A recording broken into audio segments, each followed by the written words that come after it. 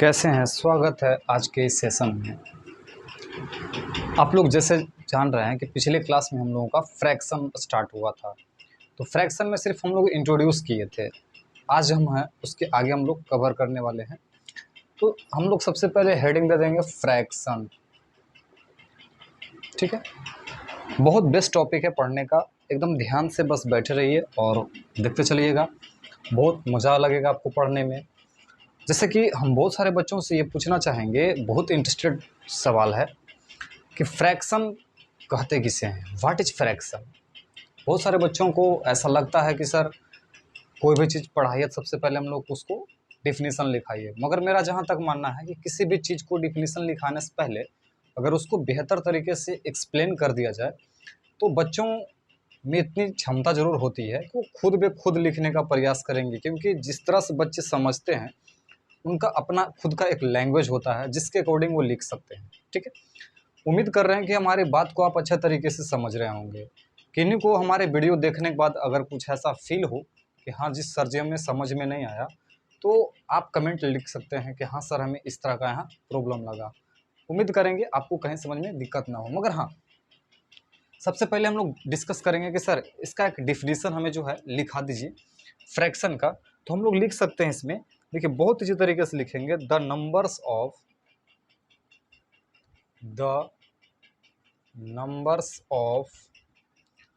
हाँ the numbers of, ठीक है, of the form A by B is A is numerator and B is denominator. ठीक है, यानी कि कहता है कि the numbers from of the form A by B, यानी कहता है कि जो हमारा सर ए है वो नोमिनेटर है और बी क्या है, डिनोमिनेटर है। तो ये तो एक एग्जाम्पल की बात हो गई। जैसे नॉर्मल में आप समझिए, खुद हम बोल रहे हैं कि ए बाई बी लिखा हुआ है। ठीक है, तो इसको देखिए, पहले सबसे पहले किसी भी चीज़ को आप समझने का प्रयास कीजिए। ठीक है, डिफिनेशन डेट्स आप कभी भी समझ लीजिएगा, ऊपर वाले को बोलते हैं नोमिनेटर। ठीक है, हम इसमें आपको ये भी समझाने का प्रयास करेंगे कि सर ये हमारा जो ए और बी है ना, हम इसको ऐसे भी लिख सकते हैं एक भाषा में कि sir A and B is a natural number.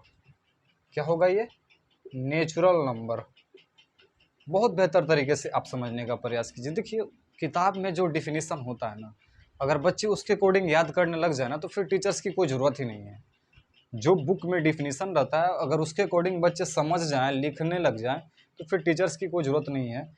मगर हाँ, आपको हम इसलिए इस तरह से लिख कर आपको समझा रहे हैं ताकि आपको कहीं भी किसी तरह का परेशानी नहीं हो।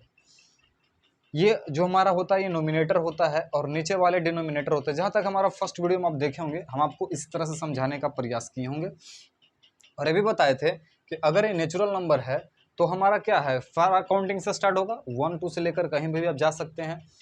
एक चीज़ और इसमें क्या देखना है कि सर ये हमारा जो ऊपर में नोमिनेटर है ये प्लस और माइनस दोनों फॉर्म में रह सकता है। मगर हाँ, जब हमको फ्रैक्शन पार्ट में अगर आंसर देना हो ना, तो सीधा सिंपल हम लोग, हमारा जो नीचे का जो डिनोमिनेटर होता है वो हमें हमेशा क्या रहेगा, पॉजिटिव में रहेगा। वो निगेटिव में कभी होता नहीं है। अब दुनिया का कोई बुक में आप ऐसा नहीं देख सकते हैं कि डिनोमिनेटर निगेटिव हो जाए, वो कभी नहीं होता है। ठीक है, तो बहुत सारा चीज़ ऐसा होगा जो हम फैक्ट चीज़ होगा हम आपको बताने का प्रयास करेंगे और ये हम आपको प्रूफ भी कर देंगे कि सर कभी भी डिनोमिनेटर निगेटिव नहीं होता है। ठीक है, तो ये हमेशा क्या होगा, प्लस होगा। राइट, यस या नो? यस। सबसे पहले चीज़ हम इस फॉर्म में जब लिखे हैं तो हम आपको कुछ लिख कर बताने का प्रयास करेंगे। जैसे अगर हम बोलते हैं कि 7/10 लिखा हुआ है, तो बताइए इसमें न्यूमिनेटर मेरा कौन है और डिनोमिनेटर मेरा कौन है। तो अगर हम चर्चा करेंगे कि सर जी हमारा जो 7 है ये न्यूमिनेटर है और हमारा 10 जो होगा ये डिनोमिनेटर होगा। ठीक है, यानी कहने का मतलब ये हुआ कि सर अगर हम इस तरह का फॉर्म में अगर लिखने का प्रयास करें, अगर हम इस तरह से लिखने का प्रयास करें कि सर हमारा जैसे अगर लिखा हुआ है 5/13, अगर हम बोलते हैं 6/13, 15, अगर हम बोलते हैं कि जैसे अगर लिखा हुआ है 21/9, अगर लिखते हैं 16/15, आप ये वन में किसी भी चीज़ को देख लीजिए कि अगर बोलेंगे कि 5 क्या है, तो सर 5 हमारा नोमिनेटर है और 13 हमारा डिनोमिनेटर है, ठीक है। अगर हम बोलते हैं 6 सर मेरा नोमिनेटर है और 15 हमारा डिनोमिनेटर है। हम आपको इसलिए इस चीज़ को हम बता रहे हैं, कवर कर रहे हैं, क्योंकि फर्स्ट जो मेरा एक्सरसाइज होगा बनाने का, किसी भी बुक को आप उठा लीजिए, तो सबसे पहले बच्चों को यही जांच करने के लिए दिया जाता है कि क्या आप समझे हैं कि नहीं कि नोमिनेटर किसे कहते हैं और डिनोमिनेटर किसे कहते हैं। तो ऊपर वाले को हम लोग हमेशा क्या कहते हैं सर, डिनोमिनेटर, और नीचे वाले को क्या कहते हैं, सॉरी, ऊपर वाले को बोलते हैं नोमिनेटर और नीचे वाले को बोलते हैं डिनोमिनेटर, माफ़ी चाहते हैं। 16 को हम लोग बोलेंगे नोमिनेटर और 15 को बोलेंगे डिनोमिनेटर, राइट। तो यहाँ तक बच्चों को कवर हो गया होगा। तो हम पिछले क्लास में चर्चा कुछ किए थे कि सर प्रॉपर, इम्प्रॉपर और मिक्स्ड फ्रैक्शन की चर्चा किए थे, राइट। तो जहाँ तक हम बताए थे कि सर प्रॉपर फ्रैक्शन किसे कहेंगे, इम्प्रॉपर किसे कहेंगे, उसे पहचानने का तरीका क्या होगा, और मिक्स्ड फ्रैक्शन की जो चर्चा किए थे तो उसका मतलब क्या होता है, ठीक है। तो इसको जो है विशेष रूप से समझने का प्रयास कीजिए। हमारे पास बुक है, हम बुक के अकॉर्डिंग कुछ कुछ दिया है कि आप सर इसको सोल्व कीजिए, मगर ये बहुत तेज़ी है, हम आगे इसकी सोल्व कर लेंगे और घबराइएगा नहीं आप लोग। तो अब देखिए हम इसके आगे चलेंगे, इसको आप लोग स्क्रीनशॉट करना चाहिएगा तो कर लीजिए, मगर हाँ हम इसके आगे कुछ कवर करना के प्रयास कर रहे हैं, ठीक है। लगातार निरंतर आपके साथ हम मेहनत कर रहे हैं, बहुत शिद्दत से मेहनत कर रहे हैं आपके साथ में, और मेरा बस एक ही टारगेट है कि बच्चों को कहीं भी किसी भी तरह का दिक्कत नहीं हो। और मेरा मेन टारगेट है कि बच्चे जिस अकॉर्डिंग पढ़ना चाह रहे हैं हम उस अकॉर्डिंग पढ़ाना चाह रहे हैं, ठीक है। बच्चे को चाहिए क्या कि एकदम आसान लैंग्वेज और बच्चों को कहीं दिक्कत ना हो, ये सबसे बड़ी बात होती है। Improper fraction, improper fraction with denominator 7, right.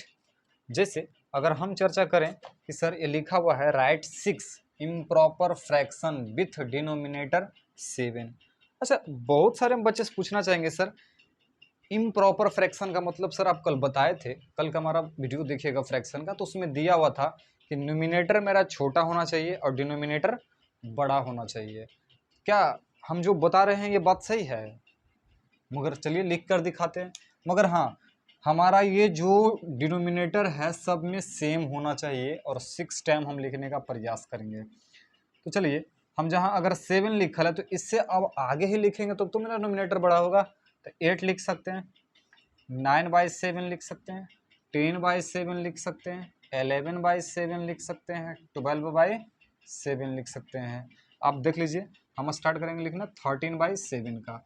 अच्छा, इसमें आप क्या पाए कि sir right 6 improper fraction with denominator 7, यानी कि हमारा टोटल में जो डिनोमिनेटर मेरा है ये 7 ही दिया हुआ है, मगर हाँ ऊपर हमारा देखिए 7 से सब बड़ा है। यानी कि जैसा कि कल हम आपको बताए थे कि इम्प्रॉपर का मतलब क्या हो रहा है, हमारा जो नीचे का डिनोमिनेटर है वो छोटा होना चाहिए, किससे, नोमिनेटर से। तो नोमिनेटर बड़ा होना चाहिए ना, ग्रेटर देन होना चाहिए ना। तो ग्रेटर देन देखिए तो सब है, 7 से बड़ा 8 है, 7 से बड़ा 9 है, 7 से बड़ा 10 है, 7 से बड़ा 11 है, यानी कि सारे सब बड़े हैं, ठीक है। हम सेकेंड क्वेश्चन टच करने का प्रयास करेंगे। एक क्वेश्चन कहता है कि right 6 improper fraction, right 6 improper fraction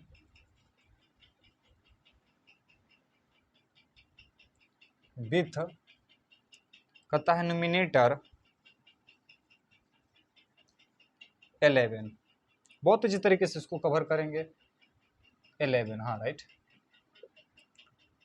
sir जी हमको एक चीज़ समझ में नहीं आया कि ये भी इम्प्रॉपर पूछ रहा है और ये भी इम्प्रॉपर पूछ रहा है, मगर हाँ एक बार बोला कि आप हमारा डिनोमिनेटर जो है इक्वल करके यानी 7 रहे तो कैसे बनेगा, और एक बार हमारा नोमिनेटर अगर 11 है तो वो कैसे बनेगा। बिल्कुल बनेगा, बिल्कुल बनेगा, आप इस चीज़ को देख लीजिए। जिसे हम बोलते हैं 11/2, 11/3, 11/4, 11/5, 11/6, 11/7। आपने क्या देखा कि सर आप तो स्टार्टिंग में ही बताया था ना कि इम्प्रॉपर जो मेरा होता है, यानी ऊपर वाला डिनोमिनेटर जो होता है ये बड़ा होता है, ग्रेटर देन होता है किससे, डिनोमिनेटर से। तो हमने ये चीज़ चेक किया कि सर जब हमारा ये 11 ही डिनोमिनेटर हमको पहले ही बोल दिया है, तो हमारा जो डिनोमिनेटर है 11 से तो छोटा ही होना चाहिए ना। तो छोटा रखने के लिए हम कहाँ से उठाए, 2 से। हम 10 भी उठा सकते थे, 9 भी, 8 भी, 7 भी, मगर हाँ 11 से छोटा ही रहना चाहिए था हमारा डिनोमिनेटर। ठीक है, तो क्या यहाँ तक उम्मीद करते हैं कि आपको अच्छे तरीके से समझ में आया होगा। इसको स्क्रीनशॉट कर लीजिए आप लोग। हम इसके बाद जो है कुछ कन्वर्ट करने के लिए आपको देंगे कि कन्वर्ट करके हम लोग इसको कैसे लिख सकते हैं, राइट। उम्मीद करते हैं कि आपको अच्छे से समझ में आ रहा होगा। जैसे हम बहुत सारे क्वेश्चन आपके साथ हम लेकर चल रहे हैं। बोला है कि convert each of the following into a improper fraction।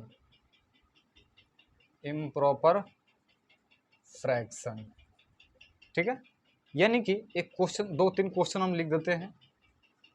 देखिए 6 इंटू 5/8 और थर्ड है 5 इंटू 7/9। यानी कि कहने का मतलब ये हुआ कि बोल रहा है कि सर ये जो कन्वर्ट कीजिएगा ना, ये किस फॉर्म में आना चाहिए, इम्प्रॉपर फ्रैक्शन में। तो सर जी आप क्या बोले थे कि जिसका नोमिनेटर बड़ा हो और डिनोमिनेटर छोटा हो उसको हम लोग क्या बोलेंगे, इम्प्रॉपर फ्रैक्शन करेंगे। तो सर हम इसको आसानी से तोड़ सकते हैं, बिल्कुल, क्यों नहीं, हम इसको तोड़ सकते हैं। देखिए फर्स्ट को बनाएंगे तो हमारा 5 3 जा 15 और +4 यानी 19 बाई क्या हो जाएगा, 5 हो जाएगा। सेकेंड चेक कर लीजिए, 8 6 जा 48 होता है और +5 53 होता है और बाई 8 लिखेंगे। अब इसको कन्वर्ट कीजिए, 9 5 जा 45 और +7 52/9 होता है। अब देख लीजिए इम्प्रॉपर ही हमारा प्रूव कर दिया कि सर डिनोमिनेटर हमारा छोटा है किससे, नोमिनेटर से। तो इसको हम लोग क्या बोलेंगे, इम्प्रॉपर फ्रैक्शन बोलेंगे। तो ये सब सारी चीज़ों को पढ़ाने के बाद आपको अच्छे से समझ में आया होगा कि सर लगभग अब हम इस तरह बना सकते हैं। अच्छा, जैसे एक क्वेश्चन और बोलता है, कहता है सर इसको मिक्स्ड फ्रैक्शन में अगर बनाना हो तो हम लोग कैसे बनाएंगे, राइट। हम इसको भी देख लेते हैं, बहुत ईजी तरीके से हम लोग सोल्व करेंगे। ठीक है, कहता है convert each of the following, ठीक है, कहता है इनटू अ मिक्स्ड फ्रैक्शन। ठीक है, जैसे हम 2-3 क्वेश्चन बताने का प्रयास करते हैं आपको।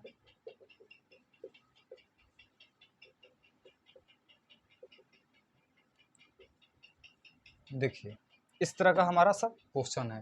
तो सबको पता है कि सर अगर इसको मिक्स्ड फ्रैक्शन में लिखना हो तो सीधा सबसे आसान तरीका है डिवाइड कर देना, डिवाइड रूल्स कर देना। ठीक है, यानी कि देखिए इसको आप आसानी तरीके से बना सकते हैं।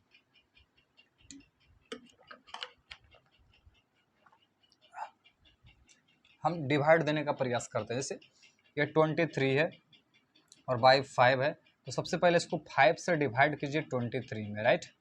तो 5 4 जा 20। ठीक है, सबसे पहले बच्चों को हमें जरूर सिखा दें कि कैसे मिक्स्ड फ्रैक्शन में लिखा जाता है। ठीक है, तो कहा जाता है कि जो हमारा ये डिविजर है ना, ये नीचे का नीचे लिखाता है, हमारा जो रिमाइंडर है ना ये ऊपर चला जाता है, और ये जो कोशिएंट है ना ये साइड में लिखाता है। तो देख लीजिए, तो ये हमारा देखिएगा फिक्स है, ये मिक्स्ड फ्रैक्शन में लिखा गया 5 4 जा 20 +3 23/5। तो बहुत सारे बच्चों को कन्फ्यूजन होता है कि सर हम लोग मिक्स्ड फ्रैक्शन में कैसे कन्वर्ट करेंगे। क्यों नहीं होगा बाबू, 6 से 37 में आप डिवाइड कीजिए, 6 6 जा होता है 36, 7 में से 6 जाएगा तो 1 बचेगा। लिखने का तरीका, डिविजर हमेशा कहाँ लिखेंगे हम लोग, नीचे लिखेंगे, और रिमाइंडर हमारा ऊपर चला जाएगा। तो जो कोशिएंट है ये साइड में लिखा था, देखिए तो ये भी हमारा क्या हो गया, तैयार हो गया। जैसे हमारा इसको 8 से डिवाइड करना है 45 में, तो 8 5 जा 40, क्योंकि 8 6 जा 48 हो जाता है, ज़्यादा हो जाएगा, तो 5 और ये कैलकुलेट हो गया। तो 8 डिविजर जो मेरा है हमेशा नीचे लिखाएगा, और ये हमारा जो रिमाइंडर है ये हमेशा ऊपर लिखाएगा, एकदम ध्यान रखिएगा। और जो कोशिएंट होता है वो बस वो साइड में लिखाता है। आप चेक कर लीजिए टोटल हमारा ये क्या है, बना हुआ सही है। क्वेश्चन में ऐसा कोई जान नहीं होता है, कोई दम नहीं है क्वेश्चन में, मगर बच्चों को क्या है कि अगर सही तरीके से एक्सप्लेन कर नहीं किया जाता है ना, इस वजह से बच्चों को कन्फ्यूजन होता है। हाँ, और कुछ बच्चों को भी गलती मानते हैं कि टीचर्स क्लास में पढ़ा रहे हो, बच्चे का ध्यान कहीं और है, लिखने पर ध्यान होता है, गप करने पर ध्यान होता है, हंसी मजाक पे होता है, कहीं और कॉन्सनट्रेट होता है, क्लास में बोर्ड पे तो देख रहे हैं बच्चे मगर ध्यान कहीं और होता है। तो ये सब चीज़ों को हम कमियां टीचर्स में नहीं मानते हैं, माफ़ी चाहते हैं, हम किसी टीचर्स का बुराई नहीं कर रहे हैं। मगर हाँ, कुछ टीचर्स में ऐसे भी होते हैं कि हाँ, एक्सप्लेन अगर बच्चों को तगड़े तरीके से किया जाए ना, तो बच्चे इंटरेस्टेड होंगे उस चीज़ में और उसको पढ़ने का प्रयास करेंगे। जैसे मैक्सिमम लोगों से मैं पूछता हूँ कि आपको सबसे इंटरेस्टेड कौन सा सब्जेक्ट लगते हैं, तो वो बताते हैं सर साइंस लगता है। ऐसा बात क्या बात है? तो हमने एक चीज़ तो सोचा कि शायद हो सकता है कि बच्चों में, कहा जाता है ना कि माइंड लगाने की जिसमें ज़रूरत ना पड़े ना, वो बच्चे बहुत ज़्यादा इंटरेस्टेड होते हैं। जैसे मैथ्स में माइंड लगाना पड़ता है, तो उसमें ज़्यादा ध्यान नहीं दे पाते हैं। उनको लगता है साइंस में कुछ नहीं करना पड़ाना है, जो भी है टीचर पढ़ाएंगे तब तो हम तो सीखेंगे, ना तो नहीं सीखेंगे। मगर हम जहाँ तक मानते हैं कि मैथ्स में बच्चों को काफ़ी इंटरेस्टेड होना चाहिए। ठीक है, अगर अच्छों से अगर एक्सप्लेन किया जाए और उसको इंटरेस्ट एक बार जगाया जाए तो बहुत मेहनत करेंगे और काफ़ी आगे निकल जाएंगे। और कहा जाता है ना कि बिहार के जो बच्चे हैं ना, मैथ्स को लेकर काफ़ी एक्साइटेड रहते हैं। हाँ, और ऐसा कहा भी गया है कि बिहार के बच्चे जो मैथ्स में लिख दिए, समझ लीजिए कि वो ब्रह्मा जी का लकीर है, उसको पूरे लोग फॉलो करेंगे। ठीक है, खैर बुरा नहीं मानिएगा आप लोग। आइए हम बुक के अकॉर्डिंग, खैर इसमें तो सब कंप्लीट कर लीजिएगा, लगभग लगभग बना लीजिएगा। हम लोग चलते हैं इक्विवेलेंट फ्रैक्शन में। नेक्स्ट हमारा टॉपिक क्या होगा? Equivalent fraction. इक्विवेलेंट फ्रैक्शन, ठीक है। हाँ। यानी कि इक्विवेलेंट यानी इक्वल, बराबर। ठीक है, बहुत सारे बच्चों को कन्फ्यूजन होता है इस चीज़ को लेके कि सर इक्विवेलेंट का मतलब यानी बराबर तो होता है मगर कैसे होगा? मान लीजिए हम लिखते हैं 2/3, राइट। हम बोलेंगे इसका इक्विवेलेंट कीजिए, तो 2/3 लिखा हुआ है ना, ये a/b के फॉर्म के जैसा लिखा हुआ है। और आपको पता होना चाहिए कि जब a/b के फॉर्म में लिखा हुआ है तो जितना a का मान्यता होगा उतना b का भी मान्यता होगा, क्योंकि दोनों नेचुरल नंबर है। a and b are natural number, ठीक है। तो जैसे अगर हम बोलते हैं कि इसका इक्वल कीजिए, तो 2 2 4 होता है, 3 2 भी 6 होगा। हम बोलेंगे 2 3 6 होता है, तो 3 3 9 होता है। हम बोलेंगे 2 4 8 होता है, तो 3 4 12 होता है। 2 5 10 होता है, तो 3 5 15 होता है। आप सर जी टोटल को आप ऊपर से नीचे तक इसको सिंपलेस्ट फॉर्म में कीजिए, काटिए इसको, तो पता चलेगा सबका आंसर 2/3 आ रहा है, सबका आंसर 2/3 आएगा। तो इसी को तो इक्विवेलेंट फ्रैक्शन बोलते हैं सर जी। जैसे हम एक क्वेश्चन लेते हैं आपके बुक के अकॉर्डिंग से, कहता है कि अगर लिखा हुआ है 3/4, अगर लिखा हुआ है 8/11, तो हम सबका एक बार डिस्कस कर लेते हैं। देखिएगा सबका आंसर लगभग सेम आएगा। एक बार 2 से मल्टीप्लाई कीजिए, एक बार 3 से कीजिए, एक बार 4 से कीजिए। ऊपर और नीचे दोनों, नोमिनेटर और डिनोमिनेटर दोनों में होना चाहिए। जैसे 3/4 लिखा हुआ है, तो ठीक है, अगला स्टेप में 3 2 6, तो 4 2 8, 3 3 9, 4 3 12, 3 4 12, 4 4 16। देख लीजिए सबका आंसर अगर कैलकुलेट करने पर 3/4 ही आएगा। जैसे 8/11 लिखा हुआ है, तो आप उसको पहले 1 टाइम्स में खुद आप लिख सकते हैं, जैसे हमने इसको लिखा है। चाहिएगा तो नहीं भी लिखिएगा, क्योंकि 1 टाइम्स का कोई वैल्यू नहीं होता है, तो ये तो 1 टाइम्स में खुद लिखा हुआ है। तो 8 2 16, 11 2 22, 8 3 24, 11 3 33, 8, हाँ, तो इसका हो जाएगा कि 8 4 32, तो 11 4 44, 8 5 40, तो 11 5 55। सबको कैलकुलेट कीजिए तो आंसर 8/11 ही आएगा। तो इसी को हम लोग इक्विवेलेंट फ्रैक्शन बोलेंगे, ठीक है। तो जहाँ तक हमको भरोसा था कि आप सर ये चीज़ को समझ गए होंगे, हम आपको बोले थे कि कल हम जैसे 3 पॉइंट्स आपको कवर किए थे, प्रॉपर, इम्प्रॉपर और मिक्स्ड फ्रैक्शन। आज हम इक्विवेलेंट कर रहे हैं, इसके बाद लाइक और अनलाइक भी करेंगे, मगर हाँ उसके पहले कुछ चीज़ों पे चर्चा करेंगे हम फ्रैक्शन में, ठीक है। तो इसको आप लोग स्क्रीनशॉट कर लीजिए, हम इसको क्या करते हैं, रफ कर देते हैं। पढ़ाने का तो बहुत कुछ पढ़ाना है सर, और डिटेल से इसको पढ़ाना है, ठीक है। हाँ, मगर हाँ इसमें भी कुछ कुछ हम लोग चलेंगे आगे लेके। बच्चों का कहना रहता है सर हम लोग को डेफिनेशन ज़रूर लिखा दीजिए कीजिए। बिल्कुल बच्चों, क्योंकि आप लोग डेफिनेशन पे ही जिंदा हैं, डेफिनेशन नहीं रहेगा तो आप लोग तो कुछ कर ही नहीं पाएंगे। हम जहाँ तक आपको बार बार बोलते हैं यही चीज़ को कि बिना डिफिनीशन के भी कुछ कुछ ज़रूर आप किया कीजिए। इक्विवेलेंट, हाँ, इक्विवेलेंट टू 3/4 विथ न्यूमिनेटर 15, ठीक है, विथ न्यूमिनेटर 15। यानी कि अगर कहता है कि ये 3/4 अगर लिखा हुआ है तो इसका जो अगला स्टेप इक्वल में है, ये कहता है न्यूमिनेटर हमारा 15 है। इस तरह से पहले समझिए, इस तरह का अगर जब क्वेश्चन होता है ना तो बच्चे बड़ा कन्फ्यूजन में रहते हैं कि सर ये कैसे आ गया। Write a fraction equivalent to 3/4, equivalent में लिखना है, और एक पार्ट हमारा दिया हुआ है 3/4 विथ न्यूमिनेटर 15, यानी कि अगला स्टेप जो हमारा बराबर करना है, तो एक हम आपको बता देते हैं बुक के हिसाब से कि 15 दिया हुआ है तो इसका डिनोमिनेटर क्या होगा सर जी, यहाँ डब्बा है, आपको भर के बताना है। बहुत वेरी सिंपल है। हम 3 को कितना टाइम्स पढ़ रहे हैं ना सर, 5 टाइम्स पढ़ रहे हैं, तब तो हम 15 ला रहे हैं ना। तो 4 को भी 5 टाइम्स अगर पढ़ते हैं तो कितना लाएंगे सर जी, 20 लाएंगे बस। यानी कि 3/4 का इक्विवेलेंट 15/20 भी अगर लिखिएगा तो इसको काट के 3/4 ही लाइएगा। सिंपल, 15/20 अगर आता है तो इसको काट सकते हैं ना, 3 5 जा 15, 4 5 जा 20, यानी कि 5 पे टेबल से तो काटे ऊपर नीचे हम। आंसर हमारा क्या आ रहा है, 3/4 आ रहा है, यानी कि हमारा जो इक्विवेलेंट है ये बिल्कुल सही है। इस तरह का क्वेश्चन भी आपसे पूछा करेगा। जैसे अगर सेकंड में अगर आपको कहता है कि 5/8 दिया हुआ है और हमारा डिनोमिनेटर 40 दिया हुआ है, तो नोमिनेटर क्या होगा सर जी। तो वेरी इजी बाबू, 8 5 जा 40, यानी 5 टाइम्स में पढ़े तो जितना नीचे टाइम्स में पढ़िएगा यानी डिनोमिनेटर टाइम्स में पढ़िएगा उतना नोमिनेटर में भी पढ़िएगा, ठीक है। तो इसको भी अगर 5 टाइम्स में पढ़ेंगे तो कितना लाएंगे, 25 लाएंगे। देखिए तो बना हुआ बिल्कुल सही है। अगर हमें एक क्वेश्चन और देते हैं आपके बुक के हिसाब से, कहता है 36/63 और लिखा हुआ है ये 4 और नीचे बोल रहा है डब्बे खाली हैं, इसको भर के बताइए। बहुत ईजी है, या तो इधर से या तो इधर से, कहीं से अगर इक्वल दिया हुआ है तो दोनों तरफ से हमारा क्या है, सेम दिया हुआ है। आप इसके लिए कभी घबराइएगा नहीं, ठीक है। तो जैसे हम बात कर रहे हैं कि सर 36/4 दिखा हुआ है, यानी कि कितना टाइम्स में पढ़ा गया होगा, तो सर 9 टाइम्स में, क्योंकि 9 4 जा 36 होता है। तो इसको भी कितना टाइम्स में पढ़ेंगे, तो सर 9 टाइम्स में पढ़ेंगे। तो सर समझ में नहीं आ रहा है क्या देंगे, तो डिवाइड कर दो। क्या कर दो, डिवाइड कर दो 9 से। इसको हमने 9 टाइम्स पढ़ा है तो हमें याद था। अगर नहीं भी याद रहेगा तो वैसे कंडीशन में, वैसे बच्चों के लिए हम बता रहे हैं कि आप 4 से सीधा डिवाइड कर दीजिए 36 में, तो 4 9 जा होता है 36। अगर इसको समझ में आ रहा है कि सर हमने 9 टाइम्स में ऊपर पढ़ा है तो इसको कितना टाइम्स में पढ़ेंगे, तो 9 से 63 में आप क्या कर दीजिए, डिवाइड कर दीजिए, तो 7 टाइम्स आ जाएंगे, यानी कि यहाँ पर 7 लिखाएगा। तो आप इसको अगर काटते भी हैं तो इसका आंसर 4/7 आएगा। क्यों, 9 का टेबल से ऊपर नीचे दोनों कट जाएंगे, तो 9 4 जा 36, 9 7 जा 63, राइट।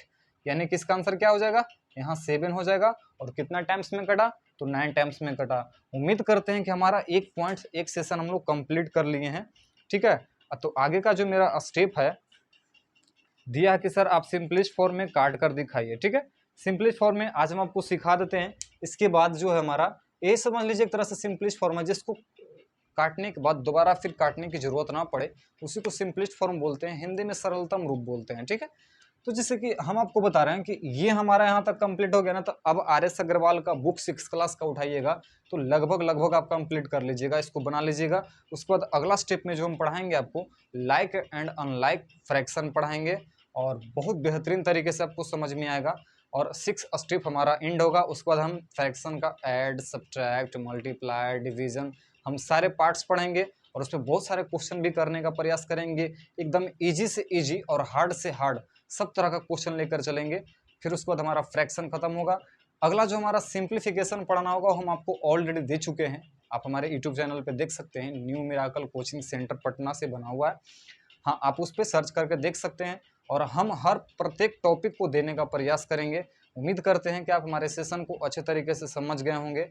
तो शेयर कर दीजिए, हमें बहुत खुशी मिलेगा कि आपका प्यार हमारे साथ बना हुआ है, ठीक है। नेक्स्ट मिलते हैं अगले क्लास में, तब तक के लिए जय हिंद, जय भारत। बहुत अच्छे।